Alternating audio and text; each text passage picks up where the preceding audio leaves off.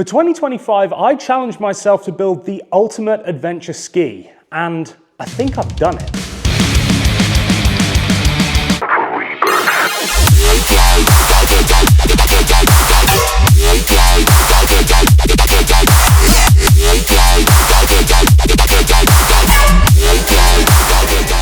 So over the last 4 years, I've been doing a ton of adventure riding on these Sea-Doos, and it started out with my Fish Pro that was bone stock, and that really gave me the desire to do bigger and better and longer and more extreme adventures because I saw just how much potential the ST3 hull skis have. Now, fast forward to when I got my Explorer Pro, and basically everything that I loved about the Fish Pro had been made even better. The addition of the front grab rail, the extra storage space, the color scheme. I mean, it was just awesome. They really did a great job with the Explorer Pro, and it started to get me thinking, what can I do to change this in order to make it fit my needs even more? So one of the first things I did was I built the front rack system that allowed me to mount whatever I wanted, any link accessory I could think of to the front, and I also added some small lights just to give me better visibility when I was out on the ocean, because there had been a few times where I'd gone through some fog and it had been pretty sketchy being on a small vessel out there with much larger boats, including container ships. And one time I almost did run into the side of one because the fog was so thick, and I was cruising through, and out of nowhere this wall appeared, and sure enough it was a container ship that was just cruising on by. He had no idea I was there, I had no idea he was there until right at the last minute. So after that, it got me thinking about other things that I could add to keep me safe when I'm offshore, but also stuff that's going to help me out here in the lakes and rivers. And so I built this thing, and I just want to go through it from tip to butt and talk about all of the things that I've added, because I'm pretty sure this is the most wild adventure ski that anybody has ever built. And if there's one out there that's even crazier than this, I would love to see it, because I want to get some ideas, because there's pretty much nothing more I can add to this, almost, that would make it any better for the type of stuff that I do. But we'll get into that in a minute. I just want to take a second, guys, to thank the sponsor of today's video, and that is Anker. They sent me this fridge, which you may have seen in last week's King of the Hammers episode. We were using this in the RV to keep our groceries nice and cool throughout the weekend, and this thing has been absolutely awesome. I always like to test out products that I get sent before I recommend them to you guys, because you know that I would never promote anything that I wouldn't spend my own money on. And this thing worked flawlessly for our entire time at King of the Hammers. Now, one of the coolest things about this is that it is actually powered by batteries, and you can install two. Right now I only have the one in here, and this thing kept us going all weekend. It lasted about 2 days, maybe just a little bit longer than 2 days. We did top it up with the AC power once we have the generator running, just to make sure that we never ran out, but for the majority of the time it was running on the battery itself. And if you install a second one into the compartment next to it, then you can expect up to 4.3 days, yes, 0.3, it's important, 4.3 days of power, of cooling, so that you don't have to worry about plugging it in. So if you go for a little weekend camping trip or anything like that, you can make sure you keep everything nice. You don't need any ice, you don't need to worry about everything getting wet and soggy. So it works great for that. The other nice thing about this is that it has this frost flow technology, which is right here. And basically this is a fan in the top that circulates the air inside of the cooler to give you up to 30% more efficiency. And what that also means is that this will cool from room temperature down to 32 degrees Fahrenheit in 15 minutes. So when we pulled up at the grocery store, we turned this thing on in the back of the truck, we went and did our shopping. By the time we came out and put everything in here, it was already down to the temperature that I had set. Super rugged as well. Allegedly, these wheels and then the carry handle on the front have been built to withstand up to 200 steps, so you can drag this thing up the steps. And I've used coolers in the past that don't even like being in the back of the truck, getting bounced around when I'm off-roading. So this thing really is built to last. And like I say, on our trip to King of the Hammers, we used it all weekend, not a problem, loved it. It's got things like app control as well, which is nice. It's got this little handy bottle opener here, and you can also get a little clip-on table so you can have stuff on there. Rugged enough so that you can sit on it, use it at the campsite, and it's IPX3 waterproof, which means that if you were at camp and it started to rain, you don't have to worry about bringing it inside. It's waterproof, you can leave it out there, no drama. It has 3 power modes, Smart, Max, and Eco, so you are in complete control of how much power you use.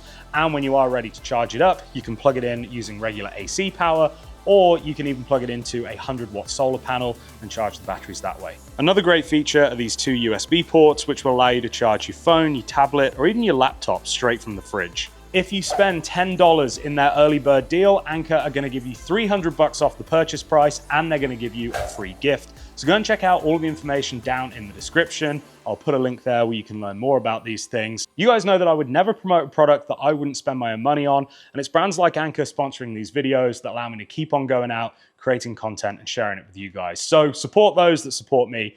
Go and check them out. Anyway, let's get back to the episode. So let me trade places with you guys, and we're gonna go POV mode to explore the Explorer. Now, the first thing that you can probably notice is that we have this inflatable collar from Ride Engine. This thing is gonna give me way more stability out in choppy water. It's also an extra bit of flotation, so should anything ever go wrong, should I have any issues with a hole in the hull or anything horrendous like that, this is gonna allow me to float and hopefully stay above the water until I get rescued. Then we also have the front rack system, which you guys know from the old Sea-Doo, and that thing is working absolutely flawlessly with my Starlink system. And if you've watched the channel over the last couple of weeks, you will have seen me using this on the Can-Am back there. And I basically built this thing to allow me to swap it between the ski, the Can-Am, the Switch. I could even throw it onto a snowmobile if I wanted to. Anything that has this link accessory point, you can put this box in. And this thing has 2 rechargeable batteries in it. And this allows me to power the Starlink for up to 16 hours without any external power source. However, on here, what I have is this waterproof connection that allows me to charge the battery banks as I'm riding. So when I'm cruising around, I've got the Starlink running. These are being charged via pass-through, so they are powering the Starlink and also getting juiced up, which means that when I stop and I set up camp, all I have to do is grab this box, unclip it from the link system, take it with me, throw it down on the beach, wherever I need, and I've still got internet, and it will run for up to 16 hours, which is tons because I only use it sparingly. I might watch a movie, I might text some friends, you know, just general check-in stuff, and then I flick it off because I'm out in nature and I'm trying to enjoy it. So this is an absolutely awesome bit of kit that I think is gonna really help with my long-range adventures. It's a nice safety thing. If I ever did need to get in touch with someone, now I'm not relying on the SMS satellite system that I had before, which I also have in here, which is this little guy. This would allow me to send text messages via satellite. Well, now I can FaceTime. Like, it's just nuts. This Starlink mini system is an absolute game changer. It uses so little power, and you get basically home internet download and upload speeds. So I'm also gonna try and do some live streaming as well when I'm out there, because I figured that'd be sick. Just out in the boonies or out in the middle of the ocean, doing some live streaming, showing you guys what I'm up to as I'm doing it, rather than you having to wait until the episode comes up on YouTube. So getting back to the front here, obviously you can see that we have got our running lights. So I had these on the old ski, but they were on the side. Because of the design of this one, we've changed them a little bit. So now I've got my running lights in the front, and then I have my nav lights on the side, and then I have these absolutely mega pod lights from Rigid. These things are made for off-road trucks, UTVs. I mean, they are so overkill to have on a ski. And there's gonna be a bunch of you that jump down into the comments right now to tell me you cannot ride PWCs at night here in America, and you're correct, you can't. But that's not what I put these on for. These are for low visibility situations, so that could be one of 3 things. 1, I leave very early in the morning, right as the sun is coming up, and it's still not super bright out. This is gonna allow me to be seen. Great example of that was when I rode Lake Powell on the winter solstice ride, and we left super early in the morning, and the sun had literally just come up, but it was still pretty dark. Great example of when you would use something like this. Another time would be if I'm coming back late from a ride, right as the sun is setting. Same thing, low visibility. I want to be seen because I am a small vessel, and especially if I'm on the ocean, it is always good to have people be able to see where you are. And then the third one is if I was stranded somewhere at night and I needed either to be seen or to see stuff. And a prime example of that is one of my Colorado River adventures, where I actually had to search for a campsite in the dark because the place that I thought I was going to camp ended up not being safe, and so I had to backtrack, and I ended up riding into the night. Not ideal, not what I wanted to do, but it happened, and I had the little lights, which are nowhere near what these ones are. So I am super stoked with this setup, and just for you guys down in the comments, yes, I know you can't ride at night, but I'd rather have it and not need it than need it and not have it. So one of the other things you can see is this absolutely sick new livery. And so this wrap was done by SCS, who have absolutely killed it. I gave them a brief. I said I wanted it to be dark multicam. I wanted my neon yellow logos on there, my YouTube, my Instagram, and they absolutely knocked it out of the park.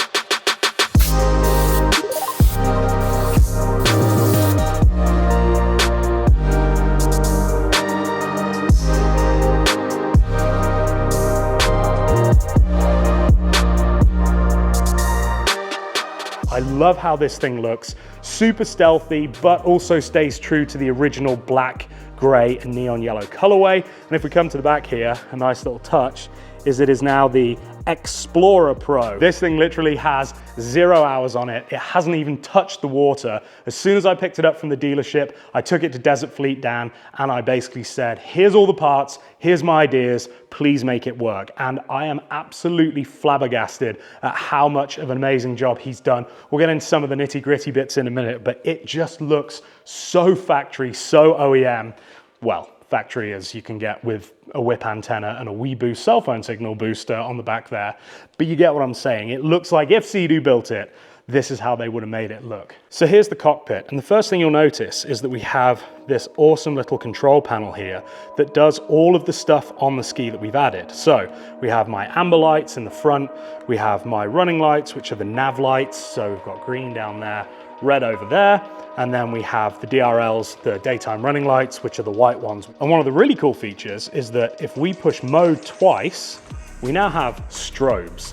So I can have any of these lights set to strobe, and it is super bright. And again, for visibility, if I need someone to see me, this is gonna get their attention. Now, we also have radio, we have accessory. Now, these stickers obviously are not made for people putting stuff on Sea-Doos, and so accessory actually does my WeBoost cell phone booster here.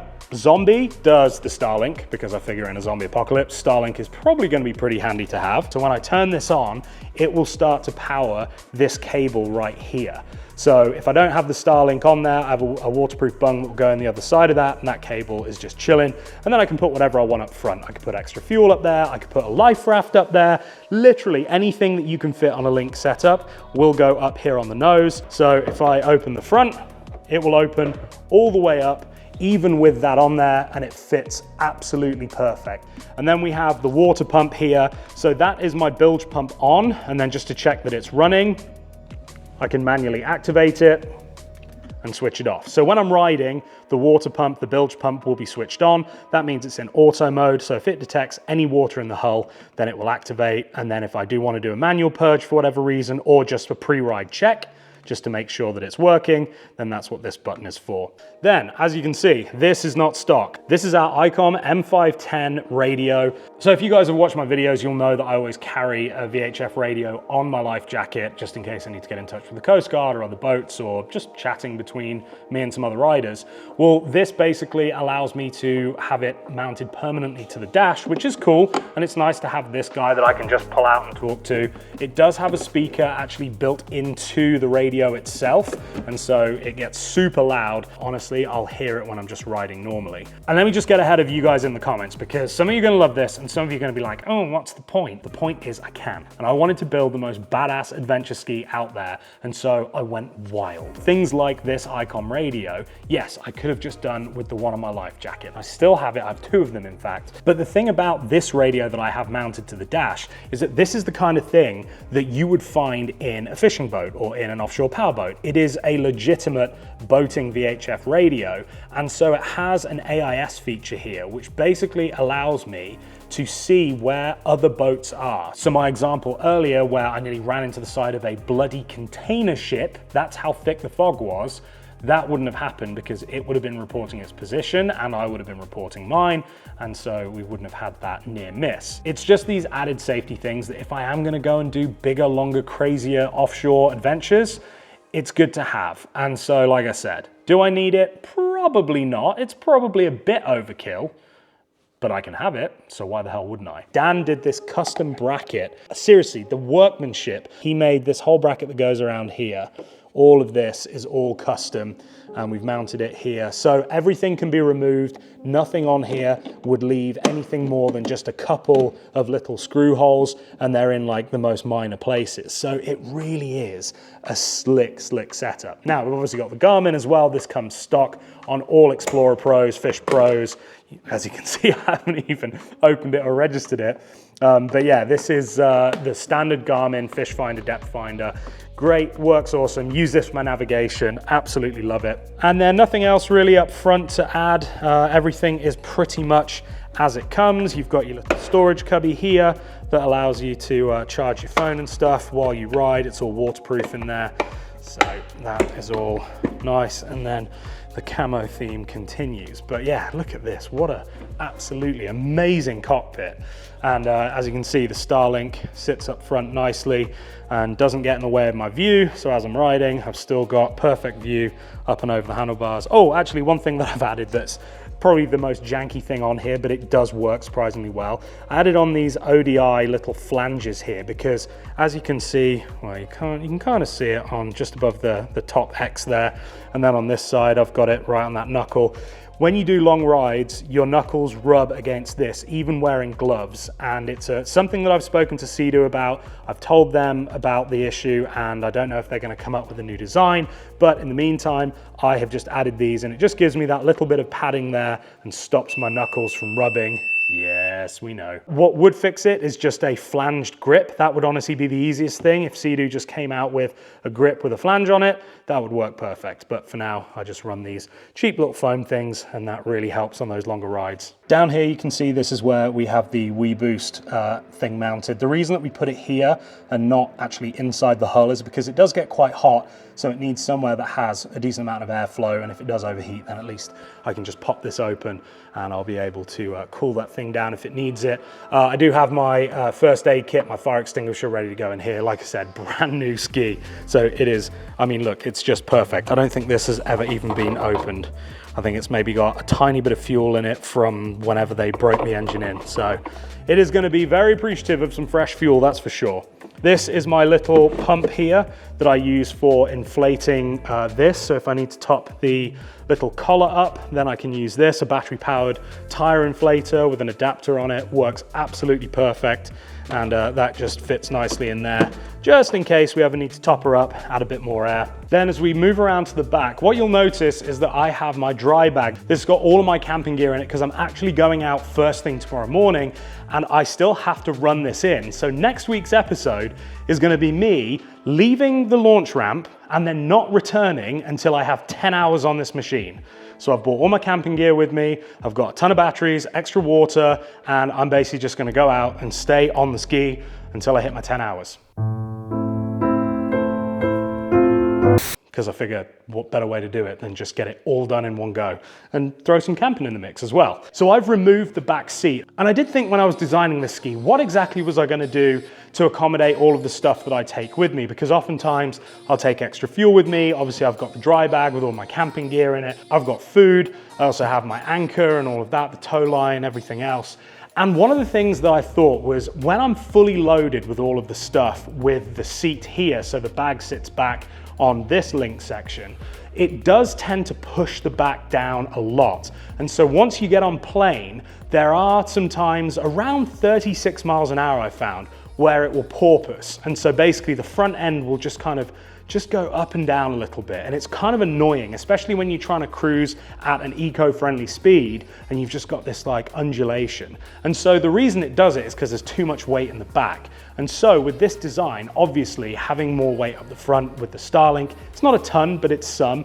And then also shifting this bag further forward, because this is pretty heavy, it just brings that center of mass towards the middle and hopefully will reduce some of that porpoising that I noticed before. So that's why we don't have a back seat anymore. Obviously, if I remove this bag, I can clip my back seat in, no problem. It doesn't interfere with any of this, so that's fine. But right now you are looking at it in full touring mode. This is my adventure mode.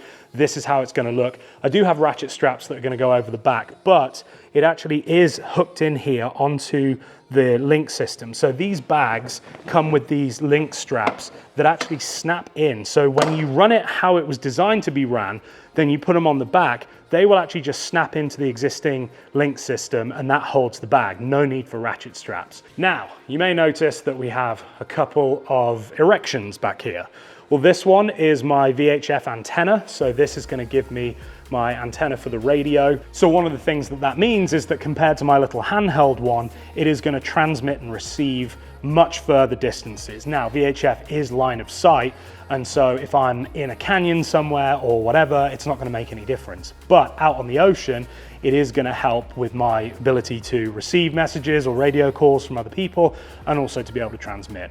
Like I say, we have Starlink, so if I really got in trouble and I couldn't reach someone on VHF, I can use Starlink, but at least it gives me a little bit more than just the handheld radio that I've been using. Then on the other side, we have that WeBoost antenna, and that is pretty self-explanatory. I run it on the top of my truck. It works great. It's not gonna give you signal if there's no signal around, but if there's some, even 1 bar, it's gonna boost that. So if you wanna make calls, texts, whatever, it's just, again, it's that if some is good, more is better mentality.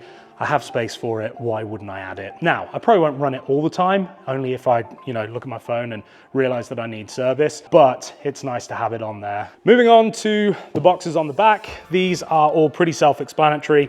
This one here has all of my anchoring stuff in it. So this one has my anchor, a tow line, and some docking lines. This one currently is my kitchen, because this is the one that I'll be removing. So one of the things that I had to do was build these brackets which hold the antennas, because without them, the antennas were kind of wobbling a little bit. And so I thought, when I'm riding, that's going to get really annoying. Obviously we're mounted on here and this is all nice and solid, but just having this bit up here definitely helps reduce that. And you can see how if I shake this, you can see how the WeBoost one is wobbling. So that one also has that in there. And these are made to do that. If you see these on the top of trucks and stuff going down the highway, they'll be flapping around like crazy, but it's just nice to have this extra bit of security. So that's why my kitchen here is in the middle, because this is the one that I'll be taking off. So this has just got my basics, pots, pans, all of my cookware, tea towels, all that kind of stuff. And then this one here currently has the food that I'm going to be taking on my trip tomorrow. And so I've just put it in a bag so that I can just lift it out. Got my mosquito repellent down there just in case there's any bugs or gnats tomorrow night. But yeah, this is kind of my pantry, if you will. And then all the way on the back, we have obviously the fuel jugs. So this allows me to carry just over 10 gallons between these two. Fuel tank is 19 gallons in these, so this will give me about a half a tank extra on top of what I can carry on board. One of the things that I would love to add, and if you are the type of person that can help me with this, I really want to make an extended range fuel tank. Again, I've been talking to Sea-Doo about it. I've been telling the engineers, give us extended range tanks in the Explorer, in the Fish Pro. We want to go further. We want to be out there for longer, and we haven't got it yet. But there is so much space up front here. And like I said before, with all the weight in the back, having a bit of extra weight in the front definitely wouldn't hurt. So if we could build an extended range fuel tank that would take up some of the space in the nose that is otherwise just empty, unused space, that would be absolutely epic, and I think would really help. I'm not talking crazy, but if we could get another 10 gallons, so if we could bring the fuel capacity up to 30 gallons, that would give you around about 150 to 175-ish mile range just on what's in the tank. So then if you carry 3 more jugs, I mean, I've been out on the river before with 5 jugs on the back here, you can get a serious amount of distance. And for some of the offshore stuff that I'm planning this year, that would be really handy. What do you think of the new Sea-Doo, bud? You like it? It's cool, huh? Yeah, I bet you're gonna enjoy it, because now you won't fall off the side. So when Diesel rides with me, he sits right here, and he will literally sit with his head. He's got these little goggles that he wears, puts his head right here and just chills. But now we've got this, it'll be even better for him, because sometimes he'll like step on here and then his foot will slip off and he's almost gone in a couple of times. So having this will just give him that extra bit of distance that he can just kind of chill, put his foot on and be a little bit more comfortable. I'm really excited to see how it rides with this. I've never actually ridden a ski with them. Now, obviously it is going to limit your ability to bank, but this ski is not built for that. I have a race ski for going fast and, hooking turns. This is a cruiser. This is something, thank you.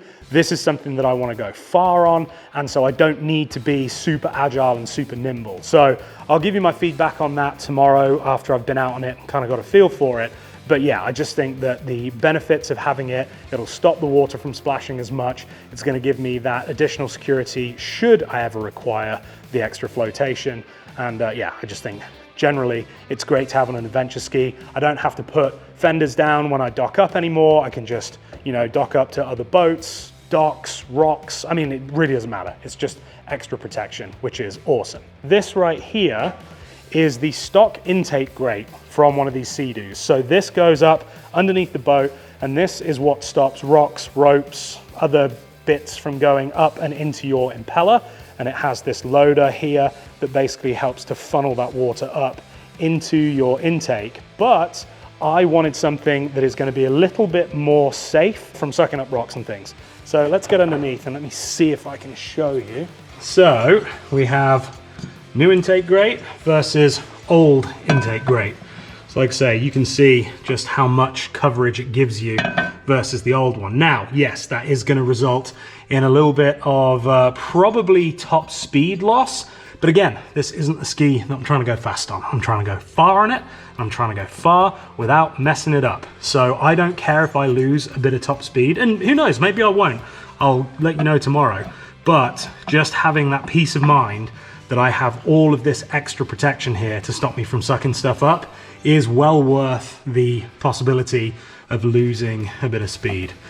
So yeah, this is super cool by Aero Marine, and all the stuff that I've added to the ski will be linked down in the description below if you're interested in getting it for yourself. The other thing that we've added are these Works Racing sponsons. These are much more aggressive than the standard sponsons. They're a much more flat profile, so as you can see, they're really gonna grab the water. And one of the things with the stock sponsons is that they tended to get water on top of them, which would then make the back end sort of wiggle, and it would mean that the nose would start to kind of hunt. So as you'd be riding, you'd notice, especially if you were getting hit by swell coming this way, the nose would sort of track with it. And it was one of those things that, because I've ridden ST3 hulls now, which is this hull that we have on the Explorer Pro, the Fish Pro, the GTX, that is something that I'm just used to. I learned to ride with it and it doesn't really bother me. But with these sponsons, it will eliminate some, probably not all, but it will eliminate some of that. And because of the extra weight and everything else we've got on there, an extra aggressive sponson is just gonna help to tighten up the handling, because it is gonna get a little bit wishy-washy, like I say, with how much weight we've got on.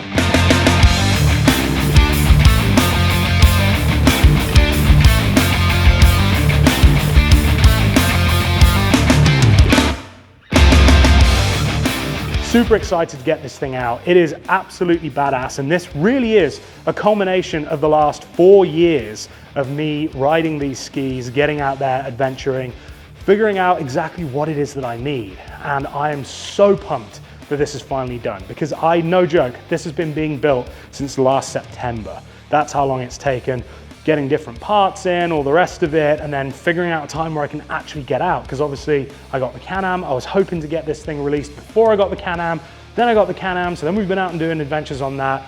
We had the incident with the Golf, and now I've got the RS6, so it's just been a lot going on. It's all good problems to have, but it's here. And we're gonna get back out riding Sea-Doos, because I know a lot of you guys specifically follow me for my Sea-Doo adventure content, and I thank you guys for checking out all of the other stuff that I do, because this isn't all I'm passionate about. I love exploring in any way, shape or form, whether that be in my truck, whether that be in the Can-Am, or now, whether that be on my killer new adventure ski. Oh man, I'm just so stoked on it. Let me just show you the difference, right? So here is my new ski. This is what I've built. Let me show you a stock Explorer. Excuse all the crap in here, but this is a stock Explorer. So you can kind of see the difference. Obviously, all the stuff added to the front, the lights there.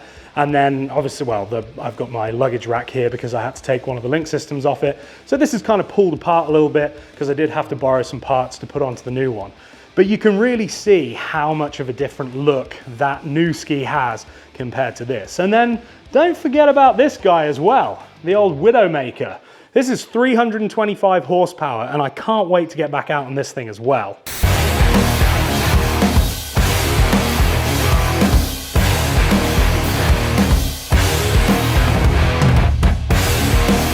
Again, if you've been following for a while, you might remember that got yeeted off that and tore my hamstring. So this one scares me, but also it's very, very exciting. Anyway, thanks for watching, guys. I hope you are as stoked about this as Diesel is. Diesel, how stoked are you? Would you be more stoked if we went to the dog park? Or we got some foodies? None of it. Do you want to go swimming? Okay, swimming does it. Swimming always does it. Let me know what you think about the new Explorer down in the comments below. What would you add? What would you change? What is your favorite part about this new ski? And with that, guys, I bid you farewell. I have to get ready for my ride tomorrow because I'm gonna leave nice and early, and it's 8 o'clock now, and I've just finished this video, so I've got to go and download this and do all the things, and then I've got to clean my house because my cleaners are coming tomorrow. It's non-stop, but it's a good problem to have, like I said earlier. Thank you guys for watching. Thank you so much. All of this is possible because of you guys. Literally, if you weren't watching this video right now, I wouldn't be able to do any of this. So thank you from the bottom of my heart for all of the support, for all of the kind comments. Just thank you guys. Thank you. Seriously, I am so fortunate to be able to do what I do, and it's because of you guys. So like, subscribe, comment, do all the things. Be good people, make good choices. Most importantly, remember, until next time, don't do anything I wouldn't do. See ya.